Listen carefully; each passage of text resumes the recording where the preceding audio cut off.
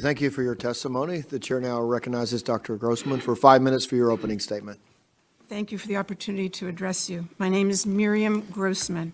I am a board-certified child, adolescent, and adult psychiatrist, author, and senior fellow at Do No Harm. I have been taking care of patients for 45 years. I'm going to use my time to respond to Dr. McNamara.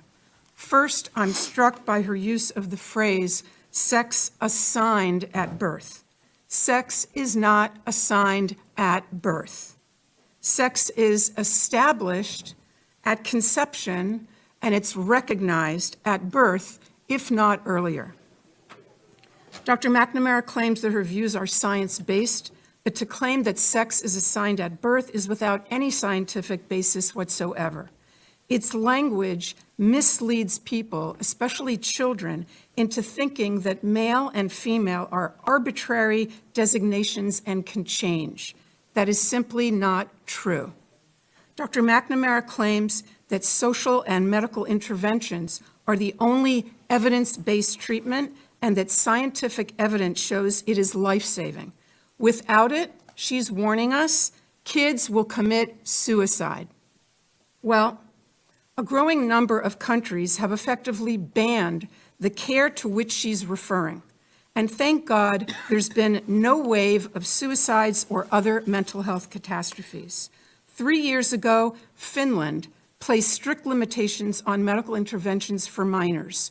Sweden did the same thing after a 14-year-old girl was found to have osteoporosis and spinal fractures from puberty blockers.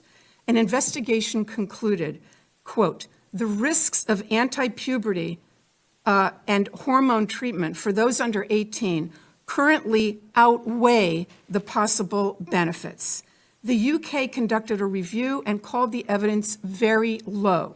They've also placed severe restrictions on the care that Dr. McNamara calls life-saving. Norway also analyzed the data and has made similar changes in policy. The National Academy of Medicine in France warned, quote, great medical caution must be taken in children and adolescents given the vulnerability of this population and the many undesirable, even serious complications the therapies cause. Doctors in New Zealand and Australia have published similar statements. Is Dr. McNamara suggesting that all these countries are rejecting evidence-based treatment and placing their kids at risk of suicide? Regarding that point of view, Finland's gender expert, Dr. Rita Kaltiela, said, quote, it's purposeful disinformation, the spreading of which is irresponsible.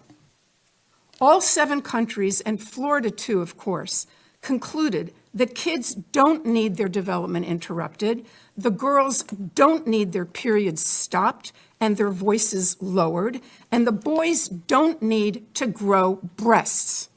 What they need is psychotherapy. I have other objections to Dr. McNamara's testimony. She insists that her position, only hers, represents standard medical care. What she doesn't want you to know is that there is no standard. There's a debate. There's a fierce debate. And on the side opposite her stand such prominent figures as Stephen Levine, Kenneth Zucker, Paul McHugh, and James Cantor, among others. These doctors are giants in the field. They have been treating transgender patients and gathering data and publishing papers about them, and I mean no disrespect here, but since before Dr. McNamara was born. The point is that those veteran clinicians and others who have wisdom and experience are ignored because they disagree with the current narrative. They're against medical interventions for the same reason those 7 countries are. There is no evidence of long-term benefit, but there is evidence of harm. I'll end by quoting Jamie Reed, the courageous whistleblower from the Children's Gender Clinic in St. Louis. I believe that that hospital receives the medical education funding that we're discussing today. She said that doctors at that clinic said, we are building the plane while we are flying it.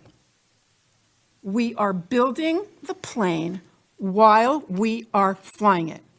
That's how they described the treatment at their gender clinic. Our precious tax dollars should not support such a perilous experiment. Thank you.